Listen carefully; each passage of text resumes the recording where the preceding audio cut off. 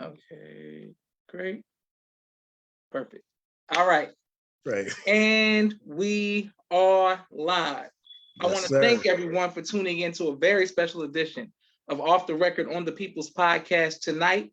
We have an incredible guest with us, one who's going to give us some amazing information as well as inspiration, and that is none other than our Brother Henry Muhammad out of Detroit, Michigan. Assalamu alaikum, sir. Wa alaikum salam, sir. This is an honor on behalf of myself, my family, and the viewing audience of the People's Podcast. We want to thank you for taking time out of your busy schedule to come have a conversation with us. The first question that we have for you, sir, is when did you first hear the teachings of the Most Honorable Elijah Muhammad? When I first heard the teachings, I was actually incarcerated, serving a sentence of 25 to 50. And I was in 1990. I was 19 years old. And one of the brothers that was on the yard asked for me to come and hear the Nation of Islam. And so I went, and the first time I went, I never stopped going. I heard a brother who, by the name of Scott X. Crump, at the time, deliver some words that I've never heard a person speak before, let alone a black man. And after hearing that, what he said rung out true to me. From that meeting, I began reading the Message to the Black Man. And at that time, to be honest with you, I had only like a fourth grade reading education. So a lot of what I had to read with a dictionary to help me comprehend the words that were being said. And from that point forward, it showed me that the things that I participated in growing up as a youth in the city of Detroit were outlined within the framework of what the Most Honorable Elijah Muhammad was teaching us in the Message to the Black Man. And so it was like answering questions that I always had, but no one was able to give an answer to, you know. Growing up in the church, you asking about God, they tell you that's something that you're not supposed to know about. You know, my response is, if I'm not supposed to know about it, then how do I even fathom the question to even ask if I'm not supposed to know about it? And it was just really, they didn't have the answers that I was looking for. Okay, great. Yes, sir. And we definitely gonna stick with my sister Miriam sends the greetings, and people are showing you love all across the country. I can't wait to put this on YouTube. So let us know what city y'all are watching from. Okay, yes, so we gotta go. We're gonna stay right here, 25 to 50. What does I just can't picture that. Okay, so let us know, Brother Henry, how you get sentenced to 25 to 50. So let me be clear. Let me be very clear. That was the term that I ended up getting. In reality, I was sentenced to 2 years felony firearm. I got 10 to 30 for 2 armed robberies. I got a 20 to 50 and a 25 to 50 for 2 attempted murders.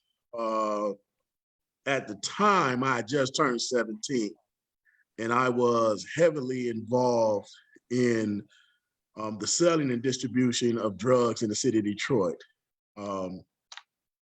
Really, to be honest with you, at that time, I did not have any type of respect or love for myself in order to do the things in which we were doing, you know? And so by the time I ended up getting locked up, like 29 days after I turned 18, I was now facing the rest of my life being incarcerated. And that's a very difficult pill to swallow at a young age, you know. So by the time I did get a hold of the teachings, that I listened to somebody, because when I first went in 1988, I didn't really join any organization that they had on the yard, or and when I say yard, I'm talking about where the population in prison would go at. I pretty much kept to myself, and you know, was cool with the guys around me. And it took about 2 years of a brother just pressing me about these teachings to go hear him.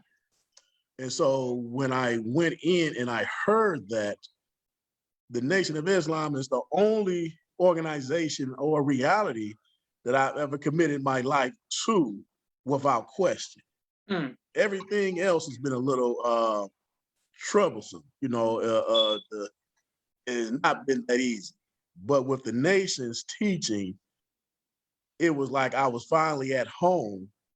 And so the remaining years that I served, it was me trying to get a better understanding of the teachings of the Most Honorable Elijah Muhammad and trying to follow the directives of the Honorable Minister Louis Farrakhan to the best of our ability while we were incarcerated.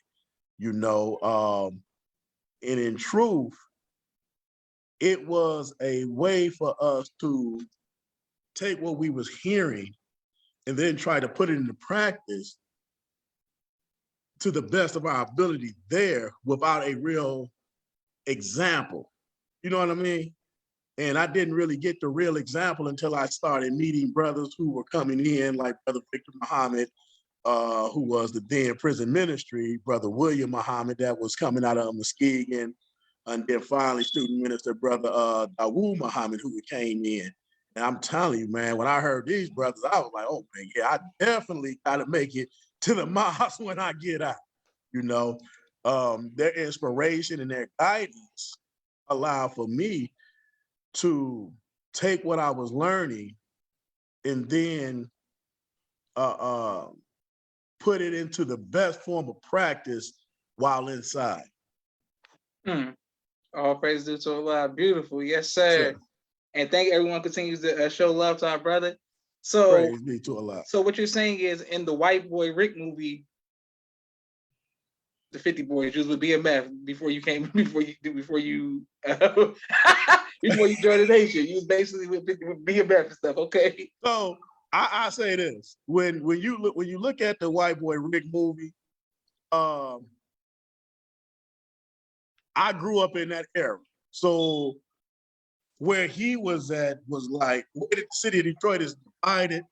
It's not like most cities. Like you got Chicago, you got the Vice Lords, the DDs, or LA, you got the Crips and the Bloods. And Detroit is divided by the sides. You got the west side, from which I came from, the east side from where Rick was at, in Southwest Detroit, where the 50 Boys and Meech and all of them came from. And then there are different little pockets within the surrounding city that a lot of people don't hear about, but it was a lot of traffic being moved in those areas. And so in that time frame, we were existing, but not together. I knew of him because of who he was. He may not never heard of me, and that's fine. But you know how some people get more popular because of what they were doing, and then when you find out what they really was doing, I ain't want that popularity no way. Yes, sir. Yes, sir. Okay, excellent. Now, now, what advice would you give to the future generations coming behind you who thinks that prison or jail is somewhat of a rite of passage or something that's cool? Is there any words that you would give to maybe discourage them from going in, behind the bars? Brother Joseph. Joshua. Man, listen, I apologize.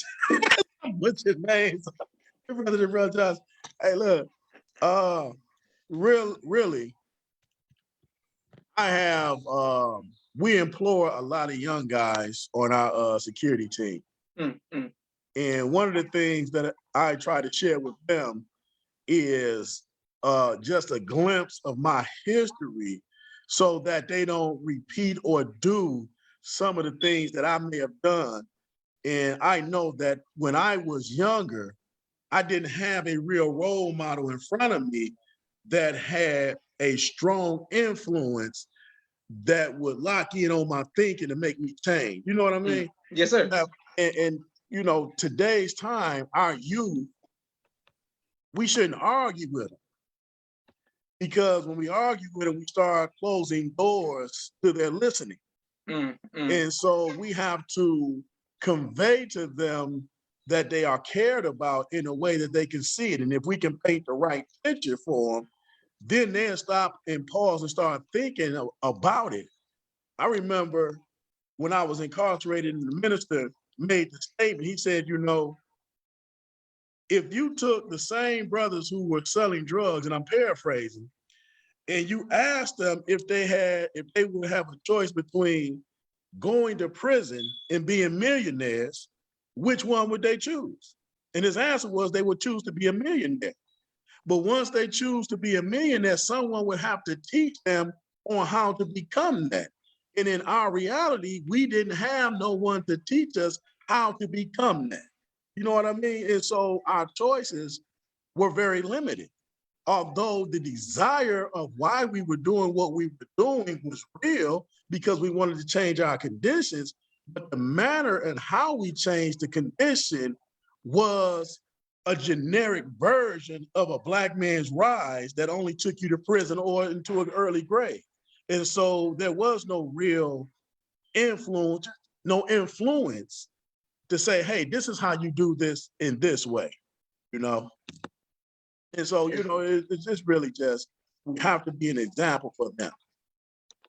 Beautiful. All praise due to Allah. Yes, sir. You teaching. Brother Ali says, Assalamu alaikum, family. Thank you. Yes, sir. And everybody showing love. Okay, great. So you're saying that it's only it's a 1 in a million chance that somebody might make it out of 8 Mile who's saying, you know, mom spaghetti, you know, needs, you know, everybody can't rap. Everybody ain't making it out of Detroit like that. Okay, I get it. No, sir. That's not realistic. You know, it's to be honest with you, when we get into the business side of the conversation, I can see the elevation or the evolution into where we're at right now, right? And as an example, I say this: when I first got out, I was working and getting paid $50 a week. But while I was incarcerated, we was working, brother, 30 days, at least 8 hours a day, if that, for 17.5 cents an hour. You know how much time I had to put in to make $1? So with that mindset, when I came home, I was set on saying, well, if I make $10 an hour, that's 1,000 times more than what I was already making. So the $50 a week, it really didn't bother me because I wasn't making that in the week where I was just left from. And in that same drive, that's where Brother Abdul came in and started to assist me with that. When I got out, I'm with that, you know, a lot of people that I knew that was incarcerated or my old guys that I knew, I seen them, but after the teachings of the Most Honorable Elijah Muhammad, I didn't want to be them. You know, they had to go, they was blipping, they was tripping, all type of everything. And I'm back here sweating in this kitchen, smelling like all type of food, right? for a hot 50. I was like, oh no. But I think what helped me to balance that out was the mission. Each time Brother Roy would say he needed the FOI to go somewhere for the Honorable Minister Min Farrakhan, I was making it my business to get there, no matter what. And so that ate that time up for me. So, you know, it's a lot there that once we enter into the street life, it's a hard way getting out. It's easy to get in, but it's very hard to get out. You know, if you look at it now, they done made it easier by allowing people to become growers, if you will. Yes, sir. Yes, sir. And so now you got everybody out here making money, growing, becoming dispensaries and dispensary owners and all these other things, and you're still tearing down the mentality in the community because you're slowing the thinking process of anyone who wants to change because they're sucking on something that's drawing from their lives. Yes, sir. Yes, sir. Teacher. It's crazy. It's just a sad affair. So when you look at it, they don't want us to make it in a real way. It has to be a way where if we're making it, it's a catch to it that has an anchor that's not going to allow you to really excel. Like what you said earlier, you know, you look at Jay-Z And we are in awe at the brother who is touching $1 billion. But then when you look at New York, how many brothers with his same talent, if not better, is touching $1 billion? It's not real. That's right. That's you right. know, I love the brother, but how many of us can follow the pattern that he laid down if it was that clear? It's not. Yes, sir. You teaching, bro. You teaching. Yes, sir. Sister Pamela showing you love. People showing you love all across the country. Yes, sir. Okay. Great. All right. Well, man, that's a fact. That's a fact. Okay, yes, sir. I want to ask you about fear. In your time in Detroit, you know, whether it's 8 Mile, 7 Mile, West Side, East Side, has there ever been a time where you were faced with fear? And if so, how did you overcome that fear? The fear that I had was really when I got locked up. They stripped you of everything. And the one thing that I used to fear was they had a place in there called administrative segregation. And this is where they would take you for whatever reason, some legit, some not, and they will put you in what they call detention. And from there, the administrative segregation was a lay-down process where you're taken out of general population and you're isolated in these cells. And one of the things that I feared when I was incarcerated was doing time isolated in that manner. Unfortunately, I found out what that would look like. And in doing so, what I held on to was 3 years of just reading and studying the teachings. I'm talking about taking tapes that the minister had spoke on, like the 28 years later, what happened between the Most Honorable Elijah Muhammad and Malcolm X. I literally transcribed that on a legal pad or several legal pads, just rewinding it. And so where others around me was losing their minds based on that condition, I was able to maintain some sense of normality because I was linked in to the teachings of the Most Honorable Elijah Muhammad. Now, I said that was my fear because in the streets, my mindset didn't allow me to be afraid.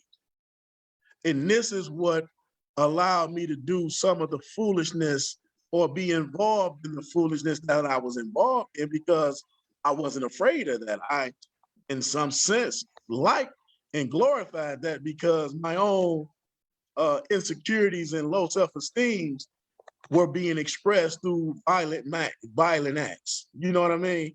And so the more I was able to be in that arena, it was like that was power for me. So it wasn't nowhere in the city of Detroit that I wouldn't go. No, now that don't mean I was gonna be disrespectful and foolish either. So I had that much sense on me, but it wasn't nowhere I was going, and that part is still a part of me where I don't too much fear that.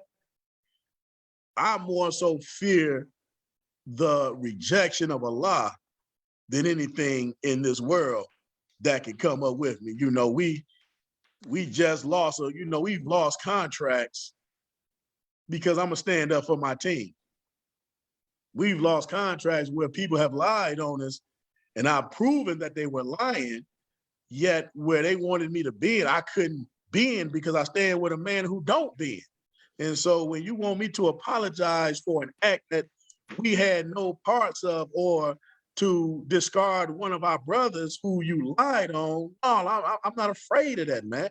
And because of where we come from in that lifestyle, man, the hell with them, But to God, he praises we get.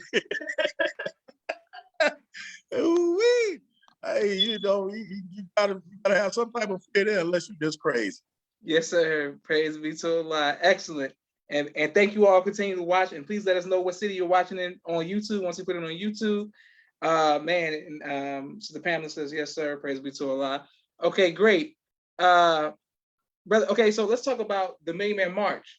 What was it like, the climate like in Detroit, and how did it personally impact you?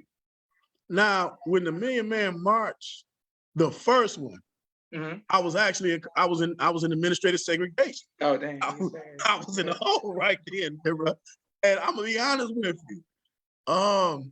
I wasn't at that time cemented because I was learning the teachings from just a book standpoint. And so I really had doubt that it was going to happen. I'm sitting in, I'm like, man, you know, you're hearing the minister going down through there, and it's like, oh man, is he really going to do this? I don't know what it's going to be. And when I watched it, I watched the whole thing, man, it moved me in a way where it took me to another level of thinking to maintain my mindset while I was incarcerated, right? Now, fast forwarding that to 10, 10, 15, that had a different look on it because we got there. We were one of the first people to walk the grounds there. And Brother Roy, Brother Captain Anthony out of Student Captain Anthony out of Memphis, Brother Martinez, Brother Captain Sharif Muhammad, all of us was there walking it. And all I remember was just counting the post off of where everybody was being at. And we sat down and we started talking about it. And then I remember that morning when we were standing there before we went to the post, it was like 5 o'clock in the morning. It's pitch black. We soldiered up. And my mind, I'm just saying, I can't believe I'm here right now. You hear me?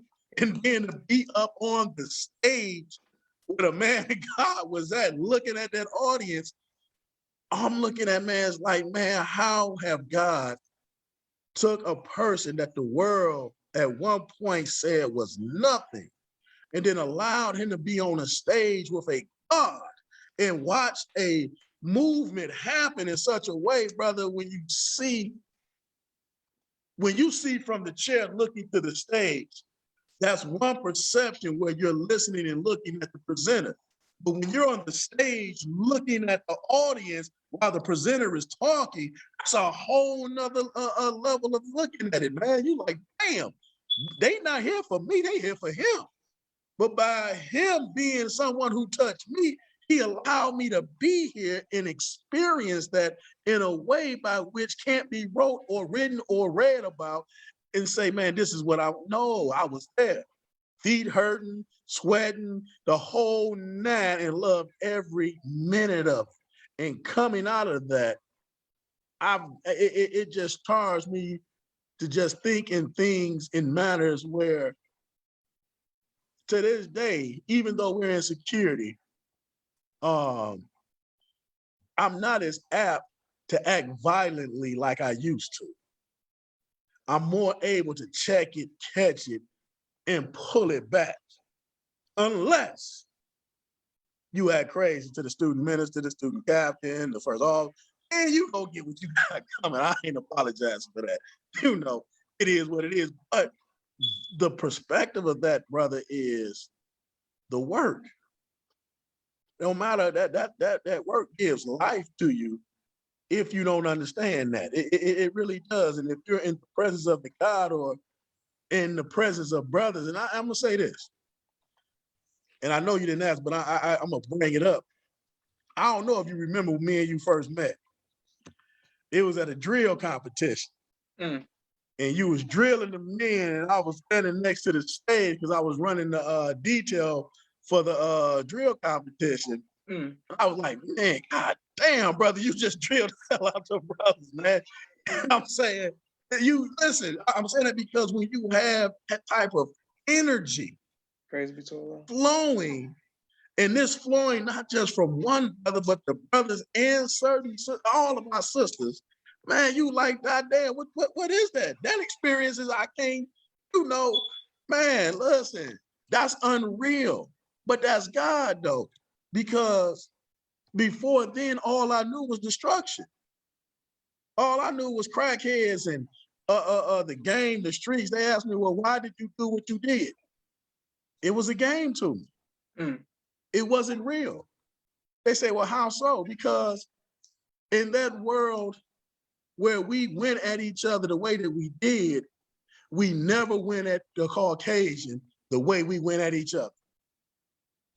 So we had some boundaries that we wouldn't cross, whether we liked them or didn't like them, but with each other, it was no boundary that we wouldn't cross. And so when we change the way we see each other into a positive, there are things, even though we're going through certain issues that you're going to have, but when you overcome it or you're striving to overcome it and you looking at brothers like yourselves and other brothers and sisters that's been out here moving, man, it's like if I never met the Honorable Minister Louis Farrakhan in person, I met him when I met you. Oh, You understand what I'm saying? You teaching, bro. You teaching. Man, praise be to Allah. Yes, sir. Also, Brother Henry, every time I see you, you're always very kind and calm. I never knew that you were like Lamar from BMF. I never knew that you I never knew. Can't judge that for why, brother. That's brother, just a good, happy brother. You know what I'm saying? Just a strong soldier. Brother, listen, I'll be honest with you. It's a life experiences are predicated on how we take the teachings and apply them. Yes, sir. Yes, sir. If you ask my wife, she'd tell you I'm crazy as hell. and she got to be insane to be married to me. Yes, sir. Yes, sir. Type of situation. Because there's a work in progress with each of us. That's right. And I just, when I came home, I didn't go nowhere but to the mosque. I got out Tuesday, and me and my mother was at the Sunday meeting. I couldn't make Wednesday or Friday because I didn't have a suit, but I made it to that Sunday meeting. I never stopped going. And I needed that to ward off the craziness that was going on in my mind. Yes, sir. Yes, sir. And that kept me to the degree where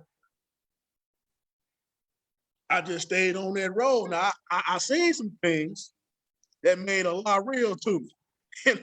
And once I started seeing that, it's like, how do you, no matter how much you fall, knowing that Allah is there, you're going to get back up, or you should get back up. And if you're able to identify him in your life, then you have to say that. And I'll give you an example on that. Because of the type of offense that I had, I was never supposed to leave the state of Michigan for at least a year to 2 years because I was a violent offender. I got out in September 2011. January 2012, I was in Chicago pushing for Savior's Day. I was at the Staples Center. Brothers were like, brother, don't do it. I'm like, man, listen, I was selling drugs out here. I'm going to do this. I go back to jail. This is going to be some these brownie points I'm taking back. Now, as I'm doing this, I had to have a letter written to be allowed to leave the state legally. And so I got with brother Victor Muhammad, and he wrote the letter, and brother was like, man, they're not going to let you go. By Allah's permission, they granted me a way so that I could make it to Savior's Day. Now, not only do they do it then, 9 months later, when we're at the Bojangles Arena in North Carolina, I put in the same request. Now, this is number 2 now. They've never heard of this. Brother Victor wrote that letter. They allowed me to go again. Some 9 months later, we come up to 2013. Still on parole. I get off in September. Brother Victor write the 3rd letter, and they let me go again. Brother's like, man, how does this happen? I said, that's the God, because I'm working. Now, in this, I was married in 2013 to my first wife, and I was staying in my grandmother's house. And my little brother was telling me that you know how your grandparents who may come up from the street, they got their guns, their knives, all. He like, man, granddaddy got the gun in the house, and man, get that up out of there before they find it. I said, bro, ain't no guns in here. I got everything. He like, no, you missing one. And so on the day that they came to do their last walkthrough, there was a nightstand next to the bed. I looked at it. I didn't examine it, but I looked at it. Wasn't no gun there. They came in, and I had 2 people looking in that drawer. It was a white guy with a parole officer. It was one of the brothers who came with him. It was 3 of them. They looked, shook my hand, congratulated me, and left. By the time my wife moved in, at the time, she went to do the cleaning. And when she went to that same drawer that all of us looked in, she moved some papers back, and it was a loaded 38, a loaded 357 in that dresser. That all they had to do was move paper, and I would have been right back in prison. I can only say that Allah did not allow them to think to do that right there because of what I was trying to do. So when I see things like that, I don't need a big ray of sunlight to shine down on me, because I know that all it took was you to move. It took in your thinking to move paper, but he didn't allow that thinking to come across your mind to even move it, to even get me jammed up. Oh man, listen, when I thought about that, like, oh, praise is due to Allah. Let me go on another detail. Beautiful, yes, sir. Praise be to Allah. And people saying they love it. Transparency, Allah walk by, yes indeed. Bear witness, and I can't wait to put this on YouTube. Yes, sir. We got a quick 60-second commercial, Brother Henry, for all of the sponsors of the People's Podcast. We know you got to make a move to get back to your business. And I just want to thank everyone who continues to like, share, and subscribe to the People's Podcast. Everybody who gives anonymous donations, people who give you heart emojis, showing love. If you like to be a sponsor or donor of the People's Podcast, please cash at the People's Podcast. My brother Rashad, Street Premier Media Production. He has a 4K camera and a drone. He does television and film editing. Please reach out if you need any of those services. Yes, my sister Miriam, ABC I Love Me, children's book, coloring book, and now Spanish book, all three available on Amazon. Please get those.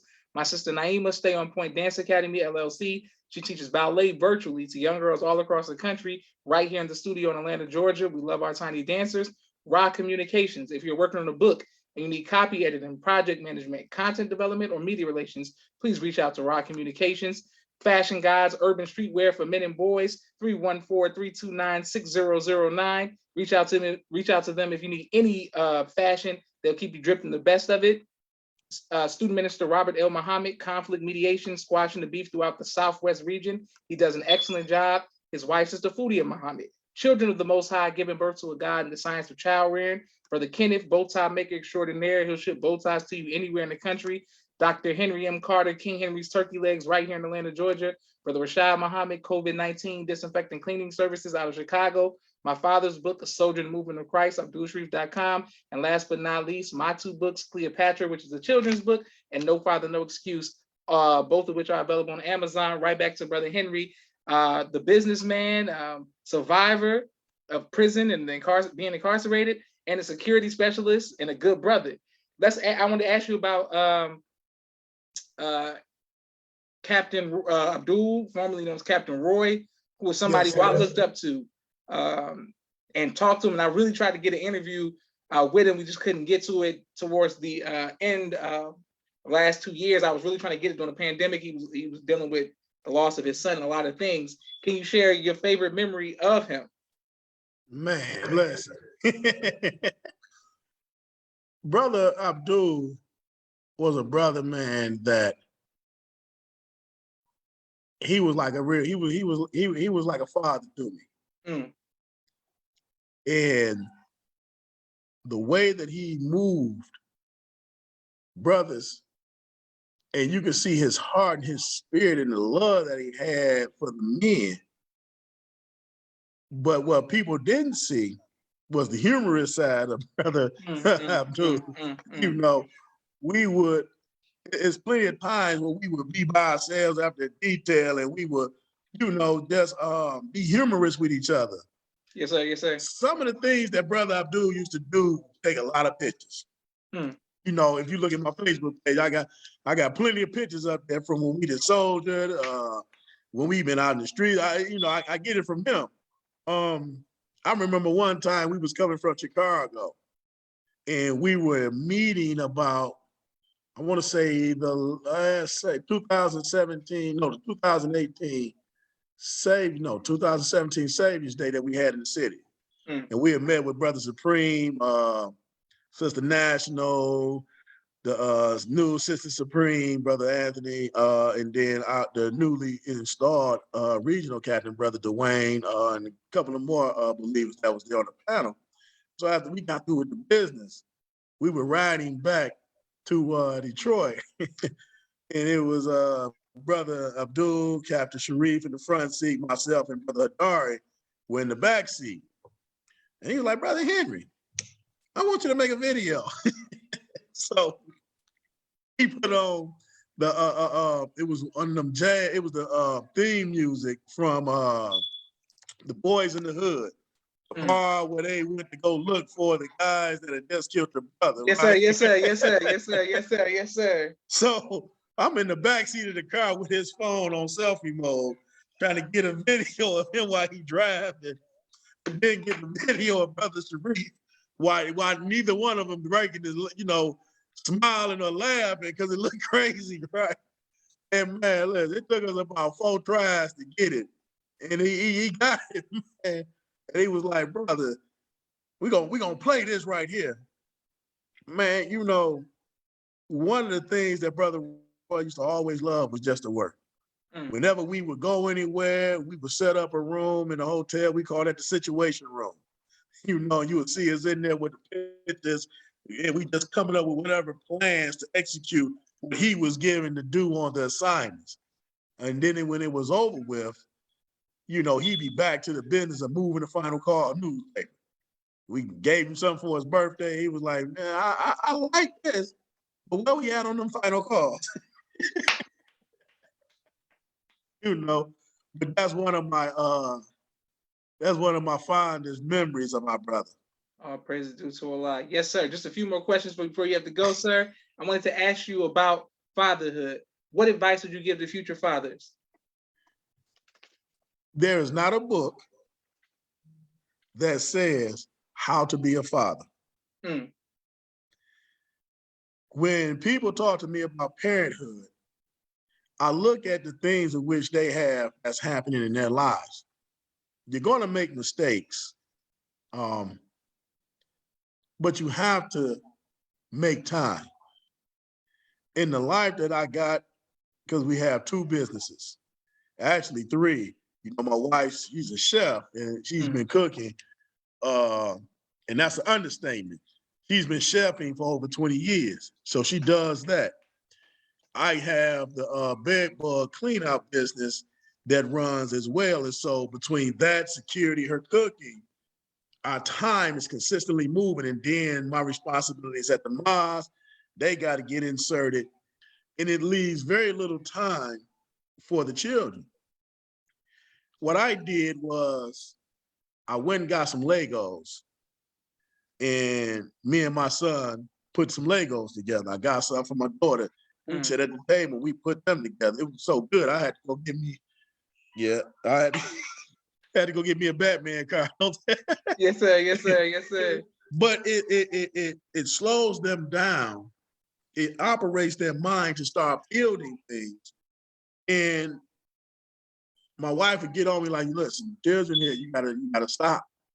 And so Tuesdays, Thursdays, I have to spend time with them to the degree of what they're gonna deal with their daddy with before they running around the house with their brother and sister. Yes, sir, yes, sir.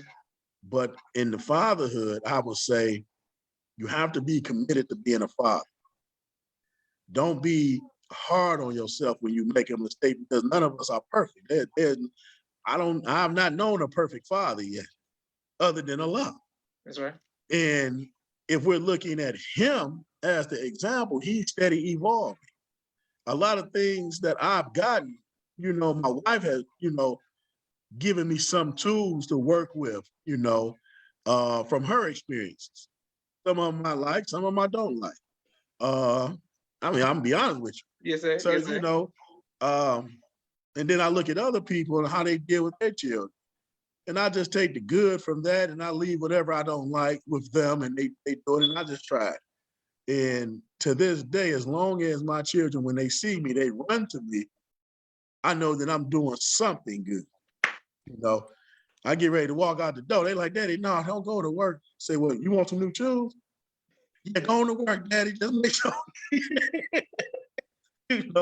Hey, it is what it is. But that part there, I think each man has to accept the responsibility of doing what's needed. when you have that child, those children, that wife, you have to. It's a difficult process, and that's one of my areas where I have to get help with, because it's a balancing act. If you spend too much time chasing the funds to maintain it, you lose the time in the nurturing aspect of the relationship. And that little tick there, you can't spend that much time over there. But you also can't spend too much time nourishing, and you're not maintaining the family where they got food to eat and things to put on their back. So where I'm at with that is trying to understand study guide number 4, the struggle for balance, and just trying to get that thing where it makes sense, you know? And then just be prepared to drop a lot of eggs, because there's some things that's gonna get dropped. And it's not gonna be to no fault of your own, unless you're just not willing to do anything, then of course that's your fault. But if you're trying to maintain everything, then study guide 4 is real. It's a struggle for balance there, because you have to be everything in a way where it's to everybody, but it might not be at the same time with everybody. Beautiful. All praises to Allah. Just 2 more questions for you, Brother Henry. What's your favorite album of all time? You say favorite what? Album of all time. Yes, sir. I have to say the Black Album. Okay. Yes, sir. That's, I mean, you from Detroit, so I thought you was going somewhere. I thought you was going Motown or Big Sean or something else. Oh no. I am, listen, I have to say this. I am not the average brother. You know, I'm not that guy. I look at things where when I listen, because I used to write. Okay. And so when I listen to music, I'm listening to that which is gonna move me, that I can see that's happening. And so when you hear Jigga say, you know, allow me to introduce myself, my name is, you know, and he go there, or he say, what more can I say? Absolutely. And you look at the things in which we've done, what more can I say? Man, if I survive these things, all praises due to Allah. It's the only thing that's left to be said. You know, so I can identify with him right there. Yes, sir. So basically you're saying you got 99 problems. I got it. I'm with you. Hey. But Allah ain't one. That's right. Okay, well, our last question for you, Henry, is what do you want your legacy to be, sir? That